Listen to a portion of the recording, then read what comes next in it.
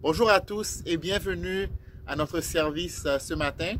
Je vous invite à célébrer avec moi ce merveilleux lever de soleil. Vous savez, le soleil se lève à tous les jours et c'est une des plus grandes merveilles de la nature qu'on l'on peut prendre pour acquis. Cela me fait penser au passage suivant dans 2 Corinthiens 4, verset 6, où Paul dit: car Dieu qui a dit la lumière brillera du sein des ténèbres a fait briller la lumière dans nos cœurs pour faire resplendir la connaissance de la gloire de Dieu sur la face de Christ. Comme le lever du soleil ouvre les rideaux des ténèbres pour faire jaillir la lumière de Dieu, la Bible nous dit que Dieu agit ainsi dans nos cœurs. Nos cœurs sont naturellement fermés et il nous est incapable de voir la gloire de Dieu. Mais Dieu, par sa grâce, fait jaillir sa lumière dans nos cœurs. Il ouvre nos yeux. Il nous fait comprendre cette réalité que nous vivons dans le monde et il nous permet de voir sa grâce et sa gloire. Voilà ce que ça veut dire être un chrétien. Donc vous participez à ce service avec nous. Ce n'est pas juste une routine. Être chrétien, ce n'est pas juste être religieux et participer à un culte de temps en temps, mais c'est plutôt vivre cette transformation, de voir l'éclat de la gloire de Dieu, d'apprendre à voir le monde et la vie d'une manière différente. Et cette nouvelle vision et ce changement de paradigme a un impact direct sur la façon dont on vit notre quotidien.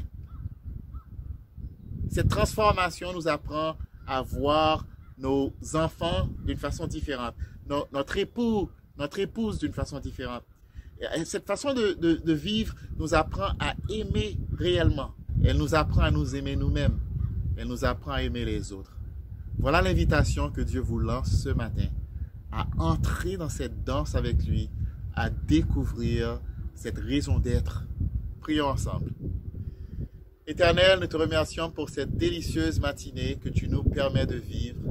Et nous te prions qu'en regardant ce lever de soleil ensemble, que les yeux de nos cœurs s'ouvrent afin de découvrir ta merveilleuse lumière et afin d'embrasser la vie que tu nous appelles, cette vie merveilleuse que tu as toujours eu l'intention de nous accorder.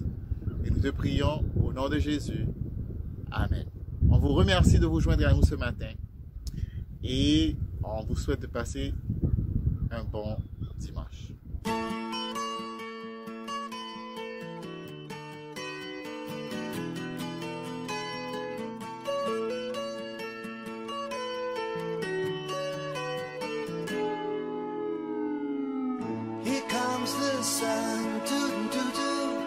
Here comes the sun, and I say it's alright.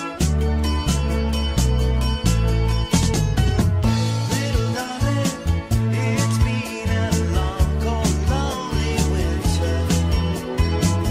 Little darling, it feels like years since it's been here. Bonjour tout le monde, on est réunis ici aujourd'hui à Cap pour le baptême de Trésor Mundari, qui est un gars vraiment extraordinaire d'origine du Congo. On étudie la Bible avec lui durant le confinement. On a été très actifs. On a eu plusieurs études ensemble. C'était vraiment un plaisir d'étudier avec toi, Trésor. Tu es un gars qui a beaucoup d'enthousiasme, qui parle beaucoup, un bon Africain. Puis, donc, tu as démontré vraiment une bonne attitude là, tout au long des études. C'est un vrai plaisir d'étudier avec toi. Puis, je vais laisser la parole à Joseph. Trésor, merci de faire confiance à Dieu. C'est un grand acte de foi que tu fais et je suis tellement content de t'avoir rencontré, de t'avoir connu et les échanges qu'on a eus. J'admire ton cœur qui cherche Dieu avec passion, avec comme les Béréens.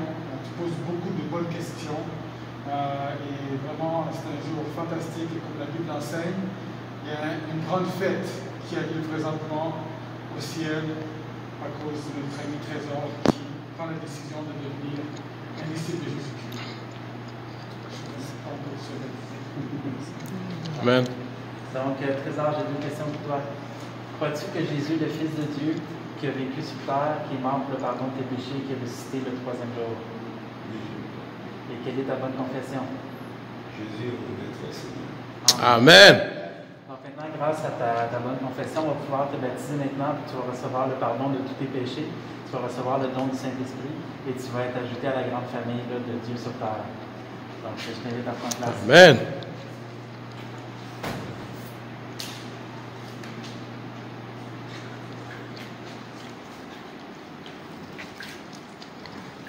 Descends un petit peu. C'est beau. C'est prêt? Allons-y. Et amen. Gloire, gloire. Alléluia. J'ai laissé tout derrière moi. Gloire, gloire. Alléluia. J'ai laissé tout derrière moi. Je ne vois plus comme je voyais. J'ai laissé tout derrière moi. Gloire, gloire. Alléluia. J'ai laissé tout derrière moi. J'ai laissé tout derrière moi. Amen. Bravo. Papa, Père, merci tellement pour cette soirée fantastique, pour ce cœur incroyable que Trésor a pour toi, de décider de suivre Jésus dans ses traces, d'accomplir ta mission sur la terre. Père, on te remercie tellement pour ce frère qu'on aime beaucoup. On prie qu'on soit là pour lui, comme Jésus nous l'a enseigné. Père, on te remercie aussi pour sa sœur. On chante gloire à gloire et sa sœur s'appelle Gloria.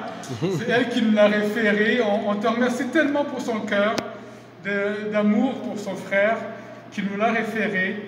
Père, on prie pour que notre Église à Montréal soit digne vraiment de cet amour que Jésus nous a enseigné à avoir. Amen. Et qu'on l'accompagne dans ses chemins comme enfant chrétien qui apprend, il connaît déjà beaucoup de la Bible, il connaît beaucoup de ta parole, mais qu'on continue à l'accompagner, à le soutenir, à l'appuyer, à être là pour lui, pour tout le temps. On te remercie tellement pour cette soirée, on te remercie tellement pour Bruno qui a mené des études avec beaucoup d'amour et de patience et de passion. On te remercie aussi pour Stanley qui a aussi dirigé les études, et Emmanuel aujourd'hui pour la compte de la dépense. On te remercie tellement pour la famille de Dieu de Montréal. On te remercie tellement pour l'Église, la famille de Dieu sur la terre, le royaume. C'est au nom de ton nom et au nom du Fils Jésus qu'on prie, qu'on te remercie. Amen. Amen. Amen. Seigneur, ô Seigneur, quel magnifique nom, que ton nom est magnifique sur toute la terre. Tu as placé ta splendeur au-dessus des cieux.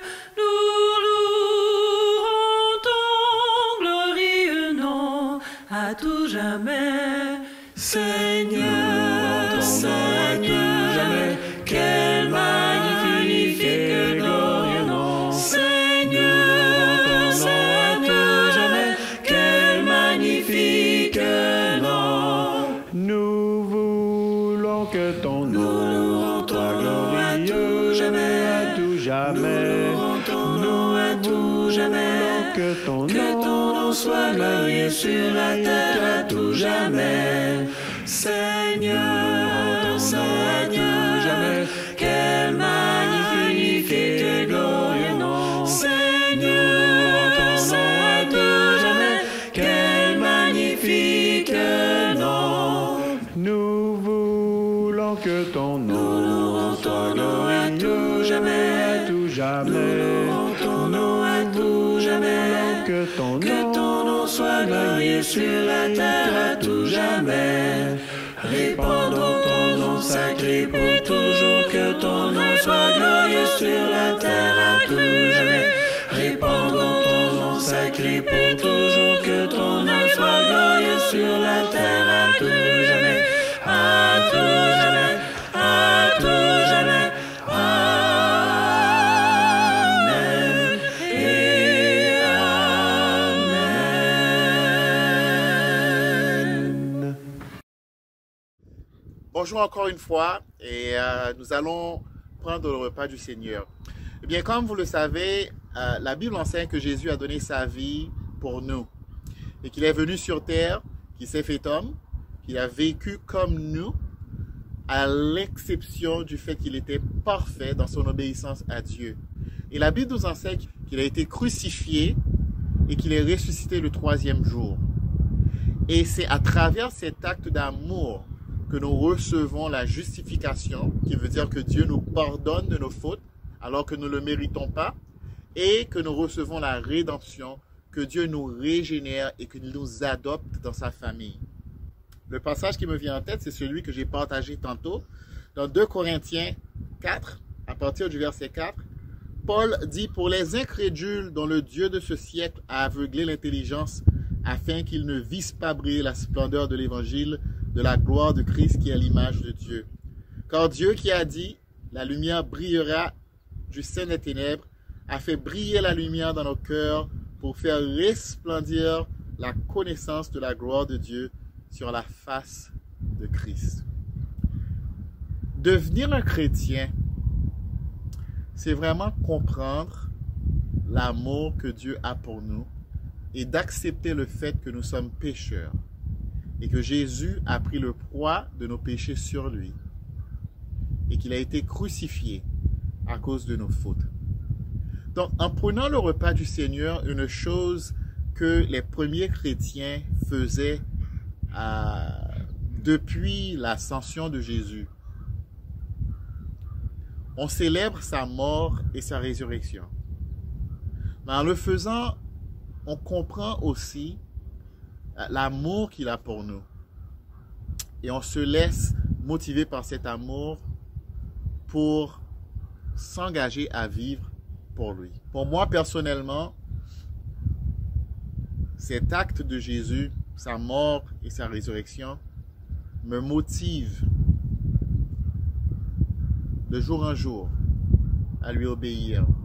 La croix est la raison qui nous pousse à continuer à marcher avec Jésus. Et récemment, j'ai vécu des moments difficiles à la suite d'échanges avec quelqu'un. Et cela m'a poussé à me remettre en question, à douter de moi-même.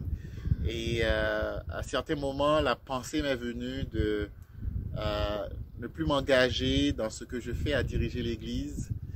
Et j'ai dû lutter en moi-même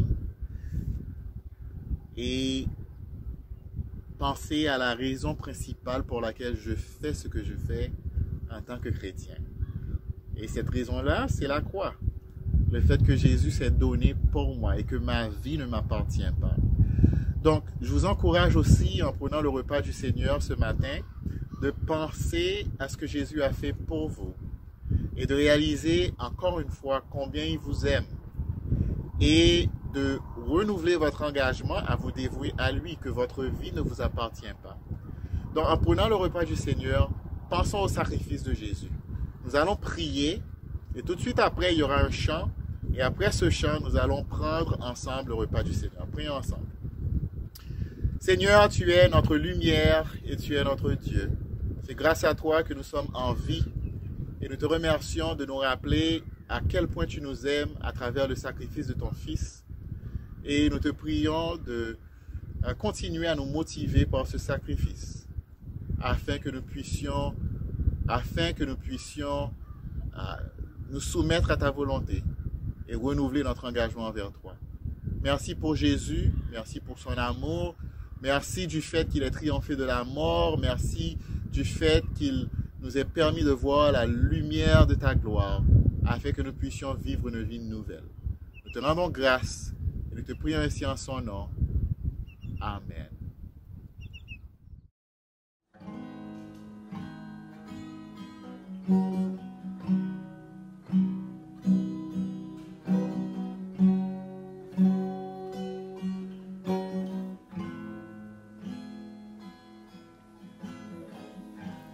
You called me out upon the waters, the great unknown, where feet may fail, and there I find you in the mystery, in oceans deep, my faith will stand. And I will call upon your name and keep my eyes above the waves. When oceans rise, my soul will rest in your embrace. For I am yours, and you are mine.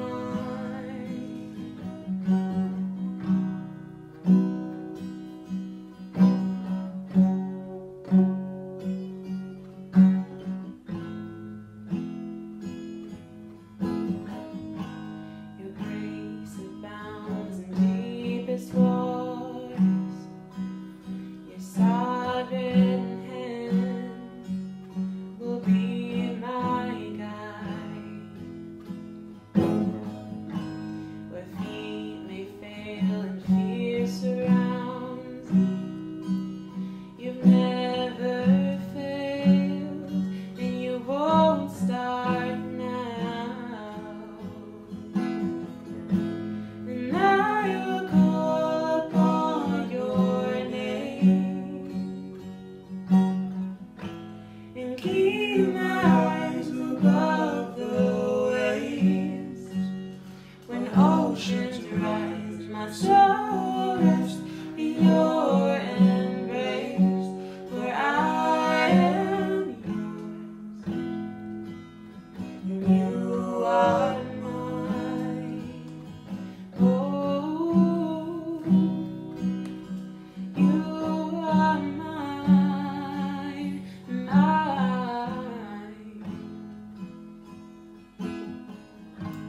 Spirit, lead me where my justice without borders. Let me walk upon the waters, wherever you would call me. Take me deeper than my feet could ever wander, and my faith will be made stronger in the presence of my Savior. Spirit, lead me where my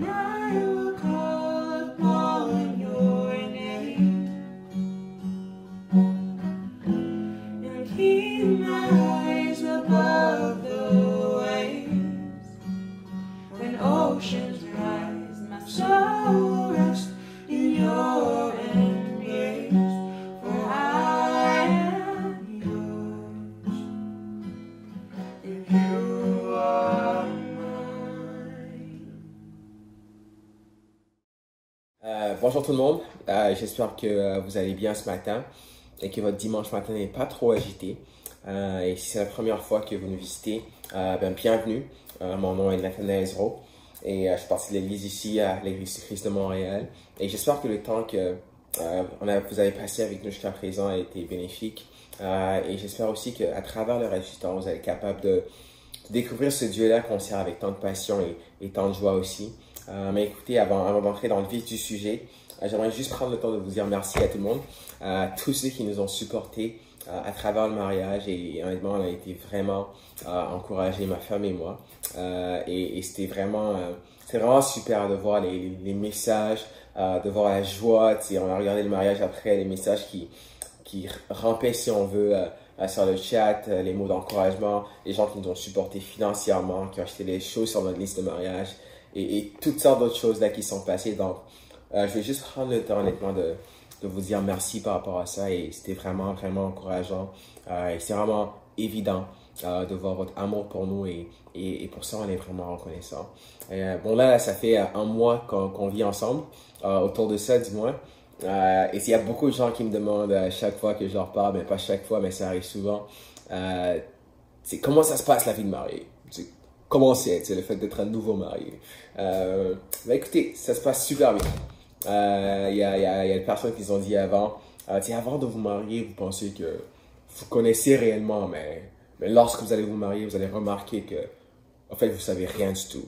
Je pense on savait un peu des choses avant, mais cependant, en ce moment, c'est sûr que j'apprends beaucoup de choses par rapport à Janaea et vice-versa aussi. Il y a plein de choses que j'apprends sur elle que je ne savais pas nécessairement avant. Une de ces choses-là, c'est que Janaea, elle n'aime pas lorsque j'ai les pieds poussiéreux et que j'essaie de me coucher dans le lit. Ça là, ça marche pas. Pieds poussiéreux, tu veux te reposer, tu aller coucher dans le lit là, fonctionne pas.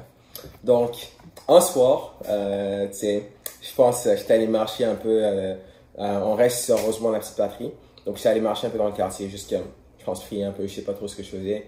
Donc, je suis revenu à la maison, moi j'avais oublié ce détail-là. Donc, je suis revenu, je pense que j'avais porté des flip-flops, des chaussures qui n'étaient pas fermées les tapettes, pendant que je suis parti marcher, donc j'avais les pieds bien poussiéreux. Ayant oublié ces choses-là qu'elle n'aime pas, donc moi, j'étais fatigué, je voulais juste aller me coucher. Donc, j'essaie d'aller me coucher sur mon lit. Puis, je n'ai remarqué que le gars, il vient d'arriver, et puis bon, ses pieds-là, ça marche pas, ils sont poussiéreux. Et là, qu'est-ce qui est arrivé? C'est lorsqu'elle a vu ça, au lieu de me dire « Hey Nate, est-ce que tu peux, s'il te plaît, aller te laver les pieds avant de venir te coucher, on en parlait de ça et tout. » Ce qu'elle a fait, elle a carrément préparé, elle avait préparé un seau d'eau, une petite serviette et un savon, du savon. Et puis elle m'a proposé « Hey, est-ce que tu aimerais que je te lave les pieds? » Et lorsqu'elle a fait ça, j'étais vraiment, j'étais comme, ok, wow, c'est vraiment quelque chose ah non, j'étais juste encouragé, j'étais reconnaissant. Et il y avait beaucoup d'émotions qui me passaient dans la tête et dans le cœur. Et donc ça si tu veux, c'est un snapshot là, de notre relation ensemble. Et je partageais que, guys, ça se peut que j'ai marié Jésus. mais blague à part, à part le fait de laver les pieds, ça se passe bien le fait de vivre ensemble. C'est vraiment cool, c'est encourageant. C'est sûr qu'on a nos petits arguments par rapport à ok, c'est où la table doit être alors qu'on prépare la maison, mais à part de ça, nos journées sont remplies de blagues, remplies de rire aussi. Et je pense que une des raisons pour laquelle c'est autant bien, c'est à cause d'elle, à cause de la femme que j'ai mariée qui est Janaea. Donc, je suis vraiment reconnaissant. Et puis bon, jusqu'à présent, là, ça se passe super bien. Et pendant qu'on était sur la lune de miel, je me souviens, il y a un moment, on était assis, on était dans un chalet au bord d'une montagne. Et on était assis autour d'un feu qu'on avait fait. J'avais un verre de café en main. Je suis fou de café. J'adore le café. Donc, j'avais un verre de café en main. C'était un beau ciel avec une pleine lune. Le chalet était aussi au bord, dans le courant d'eau, donc on entendait. Et puis on passait. C'est vraiment un bon moment qu'on passait ensemble. Et alors qu'on était dans ce moment-là, je me suis... on parlait, elle et moi, et je pensais, j'ai pris du recul et je me disais, j'ai pas l'impression d'apprécier ce moment-là à sa juste valeur. Je disais, c'était bon, c'était cool, mais j'ai pas l'impression de l'apprécier à sa juste valeur. Pourquoi? Parce que, étant à Montréal, dans ma routine montréalaise, c'est sûr que j'aurais dit à un certain moment, honnêtement, même si je veux juste pas être ici en ce moment, être dans un chalet quelque part, sur une montagne, au bord de l'eau, autour d'un feu avec un ciel magnifique, étoilé. En plus, avec une tasse de café dans les mains, ce serait parfait, magique, magnifique.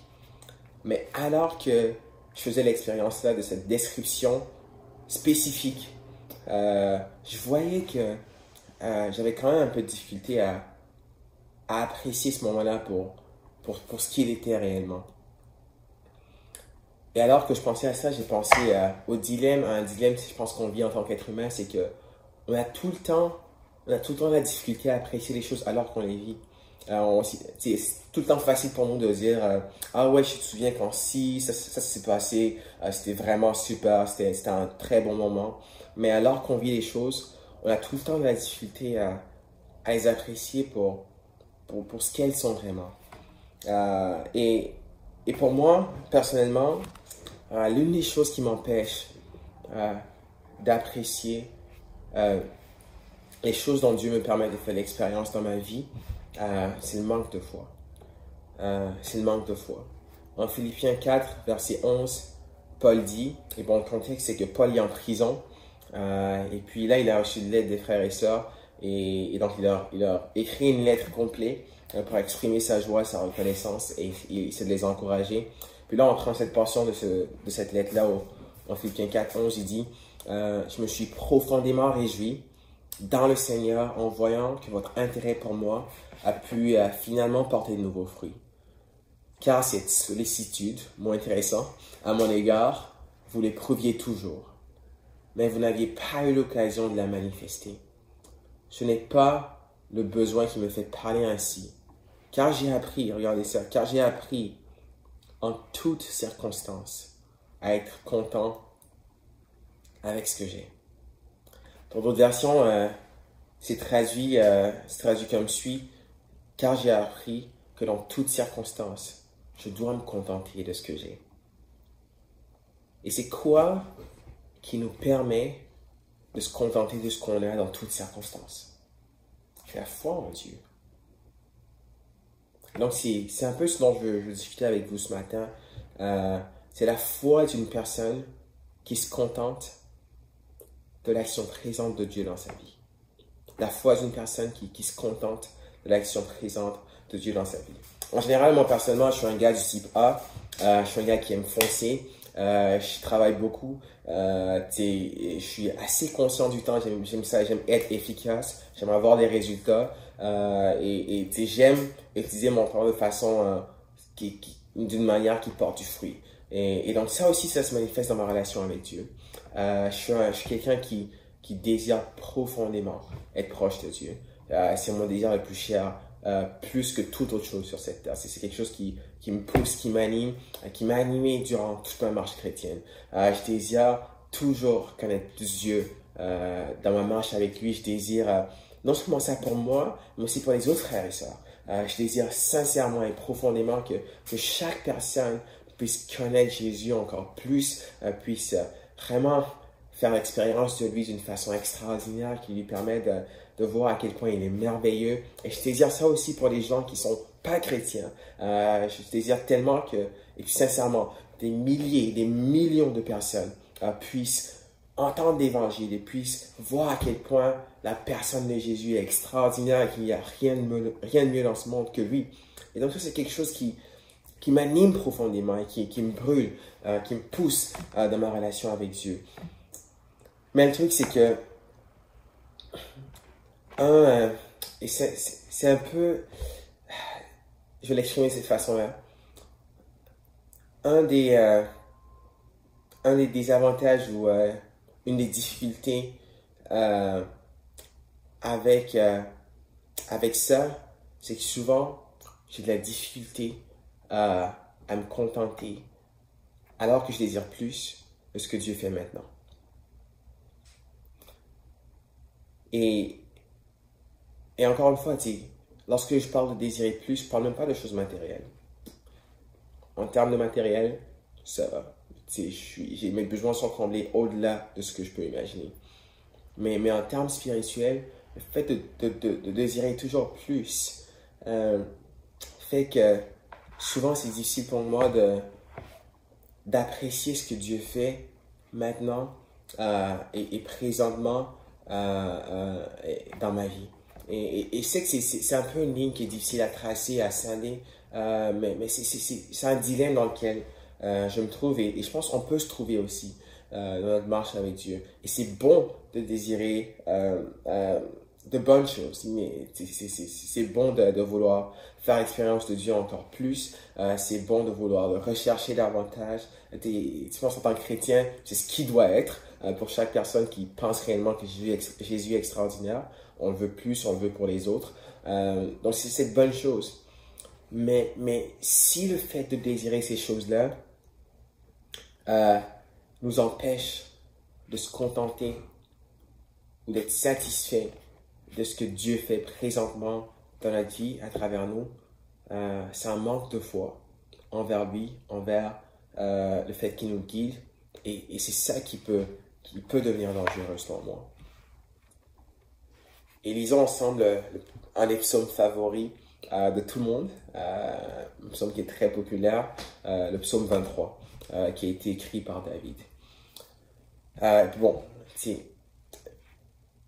David, pour ceux qui ne connaissent pas, c'était un roi de la tribu du peuple Israël. Il y a plusieurs récits sur lui dans l'Ancien Testament par rapport à sa vie. Puis on voit que la Bible le décrit comme l'homme selon le cœur de Dieu. Donc là, il dit la chose suivante. Et alors qu'on lit ce psaume-là, j'aimerais juste c'est qu'on puisse prendre le temps de l'absorber ensemble. Et je vais essayer de le lire avec un rythme assez posé, assez lent pour qu'on puisse vraiment écouter ce que ça dit. Ça dit « L'Éternel est mon berger, je ne manquerai de rien. Il me fait prendre du repos dans des pâturages bien verts. Il me dirige près d'une eau paisible. Il restaure mon âme. Il me conduit dans les sentiers de la justice, pour l'honneur de son nom. Même quand je marche dans la sombre vallée de la mort, je ne redoute aucun mal, car tu es avec moi. Ta conduite et ton appui, voilà ce qui me réconforte. Tu dresses une table devant moi, en face de mes adversaires. Tu vestes l'huile sur ma tête, et tu fais déborder ma coupe. Oui, le bonheur et la grâce m'accompagneront tous les jours de ma vie. Et je reviendrai dans la maison de l'Éternel jusqu'à la fin de mes jours. J'adore ce psaume-là. Et comme la plupart d'entre vous, j'imagine, c'est un psaume que j'ai appris par cœur pendant que j'étais sur ma lune de miel. Et je me récitais ça souvent aussi. Et pour moi, c'est clair. C'est clair, c'est tellement limpide de voir la foi de David à travers ce psaume-là. Il a la foi de la personne qui se contente dans l'action de Dieu dans sa vie. David a été promis par Dieu comment dire ça? David a été promis par Dieu de devenir roi. Il a été choisi par Dieu. Mais ce qui est arrivé, c'est que pendant bon, je sais pas combien de temps exactement, mais pendant un bon bout de temps, il était poursuivi par Saul, qui était roi dans le moment, il voulait le tuer, littéralement. Donc David, il a passé un bon moment de ses années à fuir, à être dans les endroits bizarres. Il se cachait dans des cages, et il y avait comme une sorte de manhunt là, sur lui. On voulait qu'il meure. Et pendant qu'il était dans ces moments-là, je suis pas mal sûr que ce psaume-là a été écrit pendant qu'il était dans un de ces moments-là où Dieu avait dit que, hey, genre, tu vas être roi, mais ce qu'il voyait autour de lui, c'était pas vraiment, ça dirigeait pas vers ça. Là. Ce qu'il voit autour de lui, c'est qu'il était proche de la mort. Mais alors qu'il est dans ce moment-là, il dit la chose suivante: l'Éternel est mon berger et je ne manquerai de rien. Et j'adore ça parce que pour moi, ça montre que dans ce psaume-là, alors qu'on lit, David il est capable d'apprécier ce que Dieu fait présentement dans sa vie. Il dit, il parle au présent. Il ne parle pas dans le passé, il ne parle pas dans le futur. Il dit, l'Éternel est mon berger. Il me fait prendre du repos. Il me dirige. Il restaure. Il me conduit. Donc, il est capable de voir ce que Dieu a accompli présentement dans sa vie. Et pour moi, l'une des premières choses qui nous permet d'avoir la foi d'une personne qui se contente de l'action présente de Dieu dans sa vie, c'est être capable de discerner ce que Dieu fait présentement. Être capable de voir comment Dieu travaille dans notre vie en ce moment. Et si je vous pose la question, comment Dieu travaille dans ta vie en ce moment? Comment Dieu travaille à l'intérieur de toi et à travers toi? Qu'est-ce que vous répondez? C'est tantôt on a lu Philippiens, un peu l'exemple de Paul. Et ça aussi, c'est un exemple extraordinaire parce que Paul est en prison. Pendant que j'étais à l'école militaire, quand j'étais au secondaire, j'ai fait l'école militaire. Et là-bas, c'est pas vraiment une vraie prison, c'était un peu une punition pour les élèves. Mais c'était quand même, on nous mettait en prison quand on faisait des bêtises. Et moi, j'ai fait quelque chose qui n'était pas bien. Je peux vous raconter l'histoire après. Mais j'ai été comme en prison temporaire, si on veut. C'est encore une fois, c'est pas la prison, c'est vraiment dans l'école militaire, c'est comme une méthode de correction. Mais on était dans une salle, on se couchait à même le sol, et tu peux rien faire. Tout ce que tu fais, tu es assis là-dedans toutes tes journées, that's it. Et Paul était dans ce contexte-là, mais lorsqu'on lit Philippiens, c'est extraordinaire à quel point, alors qu'il vit ces circonstances-là dans le contexte, dans le moment présent, il est en prison. Mais c'est extraordinaire à quel point on peut voir la façon dont il est capable de discerner comment Dieu travaille puissamment alors que lui il est en prison. Et donc, lorsque vous êtes dans vos circonstances en ce moment, est-ce que vous êtes capable de voir comment Dieu travaille dans votre vie? Et la deuxième des choses que j'aime beaucoup dans le psaume qui, encore une fois, qui aide à développer ce genre de foi-là, ça se trouve dans les premiers mots du psaume 23. Ça dit l'Éternel est mon berger. Et parce que l'Éternel est mon berger, je ne manquerai de rien. Parce qu'il est mon berger, je ne manquerai de rien. Et j'adore beaucoup cette image-là de Dieu en tant que berger. Et en ce moment, en fait, une des choses que Jay et moi on fait ensemble, on a commencé ça au début de l'année, c'est qu'on essaie de parcourir la Bible au complet. Donc on la lit ensemble, chacun à son rythme. Et je pense qu'elle est rendue à Nombre, moi aussi. Et donc on voit l'histoire des Israélites. Et dans la période de Nombre, Dieu il a délivré les Israélites des griffes des Égyptiens. Et après ça, il les a emmenés dans le désert. Et le désert, c'est un endroit où Dieu prend le temps d'enseigner son peuple. Où il prend le temps de leur enseigner des leçons vraiment valables et des leçons qui vont rester. Donc, une des leçons que Dieu veut enseigner aux Israélites dans le désert, c'est qu'il est leur berger.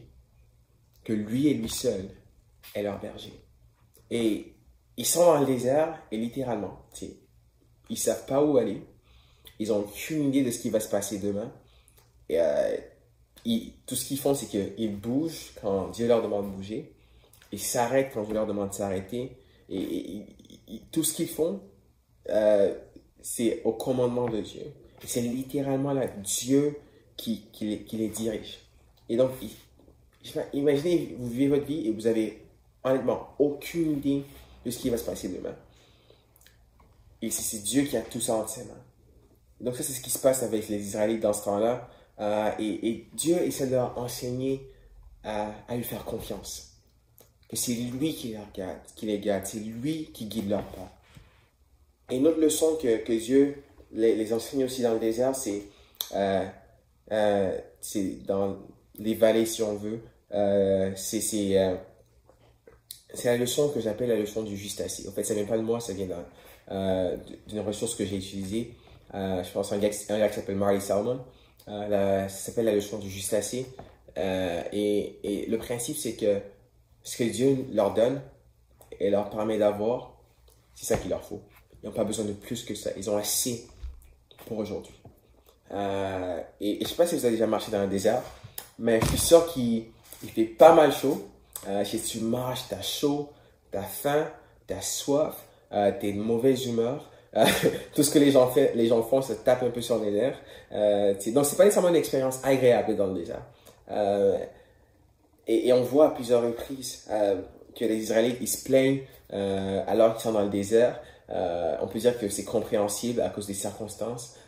C'est souvent, il y a une fois où ils sont pleins, ils disent, on va retourner en Égypte, dans l'esclavage, parce que ici on mange pas bien, on veut retourner afin de pouvoir bénéficier des mets qu'on avait avant là-bas, la viande et tout le kit. Mais alors qu'ils continuent à faire ça, Dieu leur dit, non, c'est moi qui suis votre berger. C'est moi qui vous dirige. Ce que je vous donne, c'est assez. C'est ça qu'il vous faut. Et vous ne manqueriez de rien.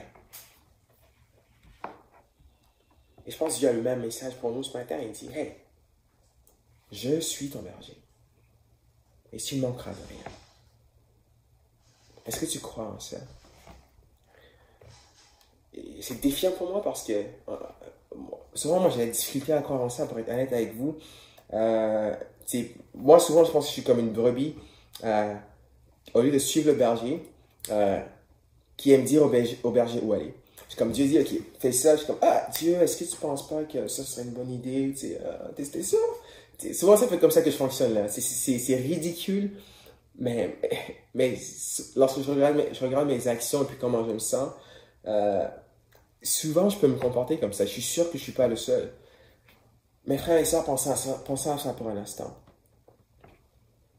Si Dieu, qui est le créateur de l'univers, celui qui sait tout, qui connaît tout, la personne qui sait ce qui se passe dans les profondeurs de ton cœur, celui qui a tout pouvoir, juge qu'il est bon que tu sois dans les circonstances que tu es, en ce moment, présentement. Est-ce qu'il y aurait un endroit, quelque chose de meilleur pour toi?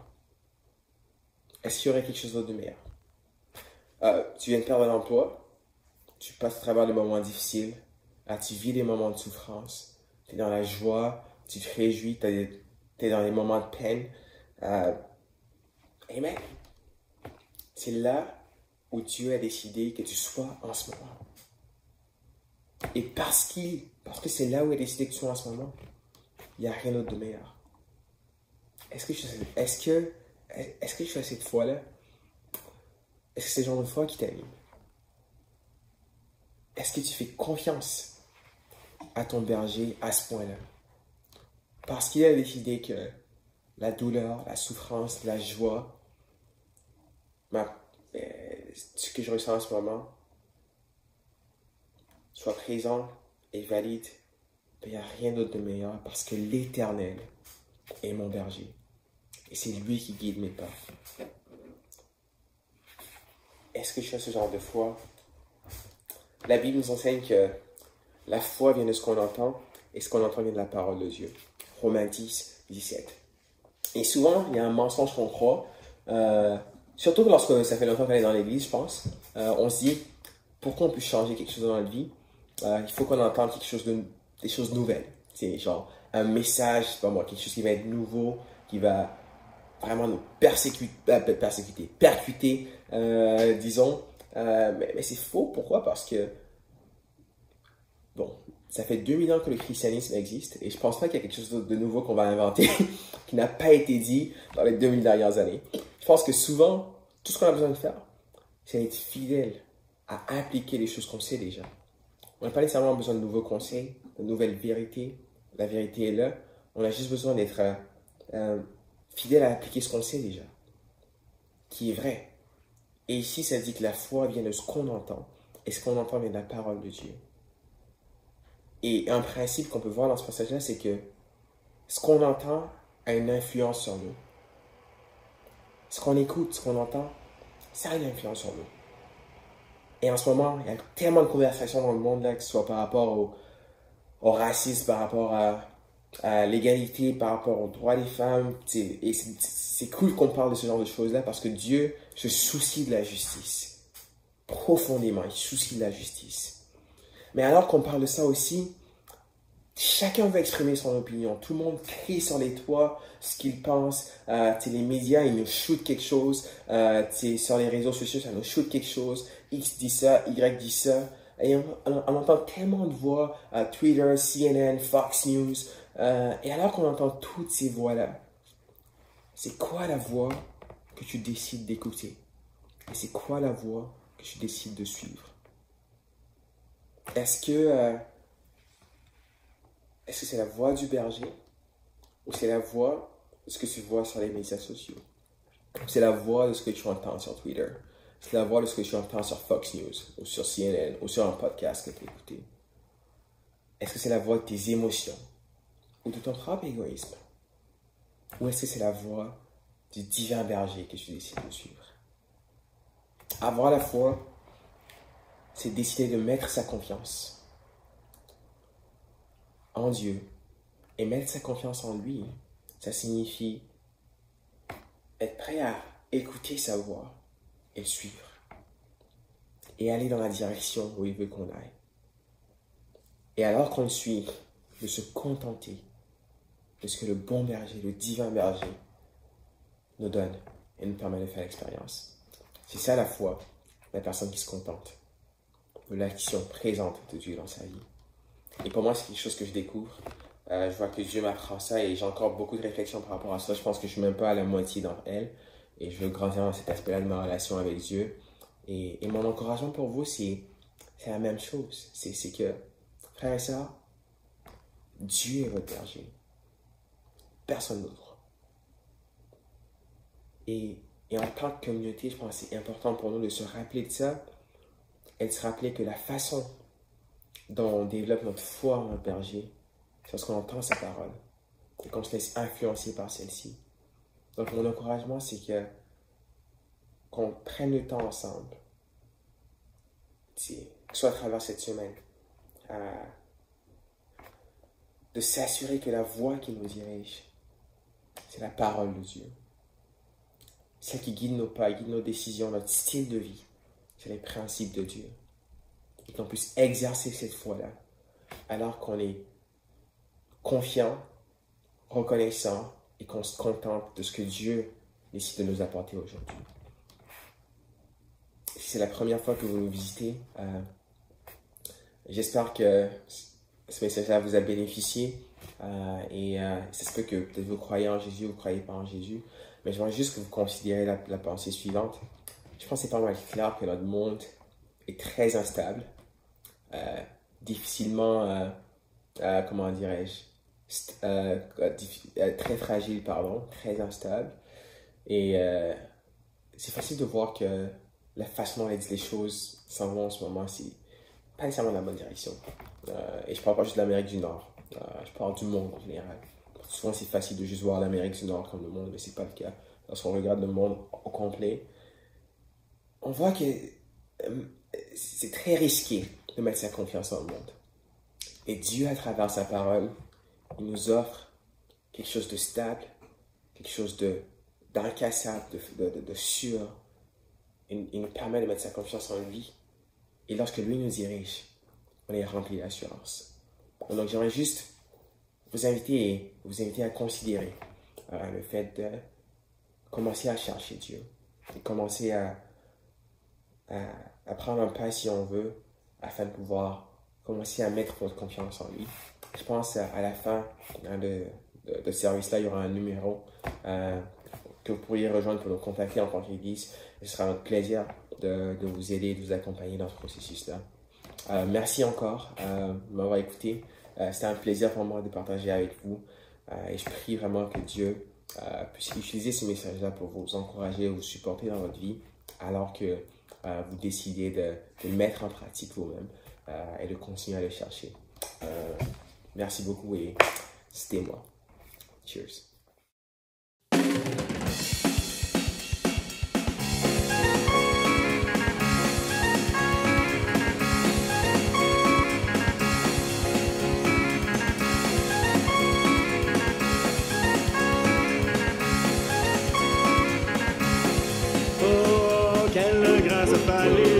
quel moi pauvre humain, je choisis l'idée du salut, de la gloire sans fin. Quelle grâce, quelle grâce, quelle grâce pour moi, sauvé par l'amour.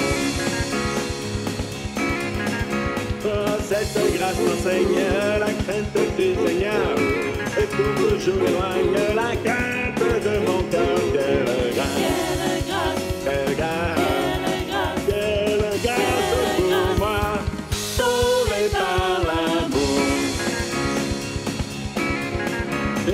Cette grâce vient de vous, me conduit chaque jour et m'accompagne jusqu'au bout au glorieux séjour. Quelle grâce, quelle grâce, quelle grâce pour moi, sauvé par l'amour.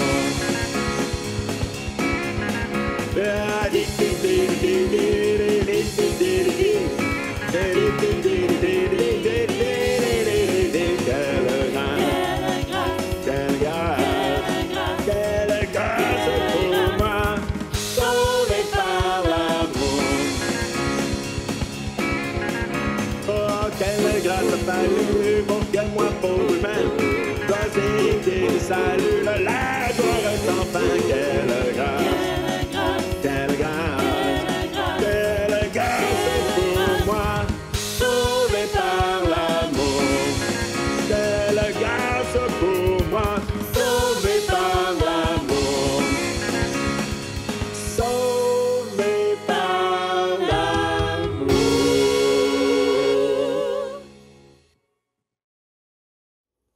Bonjour. Merci beaucoup Nate pour ton message fantastique. Un message sur le psaume 23 qui me rappelle combien moi personnellement j'ai besoin de me concentrer sur Dieu en étant mon propre berger. Un message qui est très applicable à ces temps-ci de confinement, donc merci beaucoup pour le défi. J'aimerais maintenant passer la parole à notre présidente du conseil d'administration. Bonjour. Donc, bien que nous avons déjà communiqué à travers les groupes de famille, un des diacres a suggéré de faire un survol du budget de la collecte spéciale ici, en attendant l'Assemblée générale qu'on espère avoir au mois de septembre. Donc, cette année, on espère récolter un 50 000 $. Donc, on l'a divisé comme suit. Donc, pour les Caraïbes, un 12 000 $. Pour le couple qui dirige le campus, donc la mission ici au Québec, on a mis un 11 000 $ pour compléter les salaires de 2020 et 17 000 pour commencer sur les salaires de 2021. On a mis un 5 000 $ pour les conférenciers et un 5 000 $ pour les améliorations au local. Donc évidemment, ceci n'est que seulement un budget qu'on a approuvé en CA en début d'année. Donc certainement, la crise va venir ajuster ces montants ainsi que le montant qu'on amasse réellement pour la collecte spéciale. Donc, la collecte spéciale continue sur Canadon jusqu'à la fin de l'été. Merci beaucoup pour votre générosité. Merci beaucoup. Pour les annonces de la semaine, je vous rappelle que cette semaine, il y aura une mi-semaine pour toute l'Église. Donc, c'est un mi-semaine à l'exception, différent de notre rythme habituel d'un groupe de famille. Nous allons venir tous ensemble et discuter des défis des conversations raciales comme nous avons fait les dernières quelques semaines. Donc, s'il vous plaît, joignez à nous mercredi soir sur Zoom, voir le email de Manuel demain matin pour le lien. J'aimerais aussi vous rappeler de vous inscrire sur le forum ecmontréal.live. Je l'ai fait moi-même, c'est très facile. S'il vous plaît, inscrivez-vous, ça vous permettra de participer à nos discussions et quoi qu'il se passe au niveau de sondage ou questionnaire. Donc, inscrivez-vous s'il vous plaît. Et finalement, joignez-vous à nous dimanche prochain pour notre service dimanche prochain. Venez sur notre chaîne YouTube ou si vous préférez le faire en personne, nous allons avoir aussi le service dans un parc à Verdun. Donc, merci beaucoup et bon dimanche. Bye!